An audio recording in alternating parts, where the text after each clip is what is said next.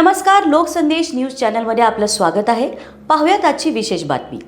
हिमालयातील हिमनदीचा मोठा भाग कोसळून लेंढे खोला नदीमध्ये प्रचंड माती, बर्फ, दगडांचा ढिगारा साचल्याने भोटेकोशी नदीला अचानक महापूर आला. या पुराच्या लोंढ्याने अनेक गावे, घरे, पूल, रस्ते आणि जलविद्युत प्रकल्प उद्ध्वस्त झाले. अनेक भाग चिखल व गाळाखाली गाडले गेले असून हवाई चित्रफितींमधून विनाशाचे भयावह दृश्य समोर आले आहे. नेपाळी लष्कर, पोलीस आणि आपत्ती व्यवस्थापन पथके हेलिकॉप्टरच्या मदतीने अडकलेल्या नागरिकांना सुरक्षित स्थळी हलवत आहेत. नदीकाठच्या धोकादायक भागातील रहिवाशांना तातडीने स्थलांतर करण्याच्या सूचना देण्यात आल्या आहेत.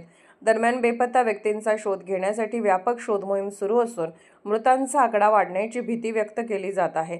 या आपत्तीच्या पार्श्वभूमीवर भारतातील काही उत्तर भारतीय जिल्ह्यांमध्येही नदीकाठच्या भागासाठी सतर्कतेचा इशारा देण्यात आला आहे. परिस्थितीवर प्रशासनाचे बारकाईने लक्ष असून नागरिकांनी अफवांवर विश्वास न ठेवता अधिकृत सूचनांचे पालन करण्याचे आवाहन करण्यात आले आहे. लोकसंदेश न्यूज आंतरराष्ट्रीय विशेष. अशाच विशेष घडामोडींसाठी आमच्या YouTube चॅनलला सबस्क्राईब करा, फेसबुक पेजला लाईक करा आणि इन्स्टाला फॉलो करा.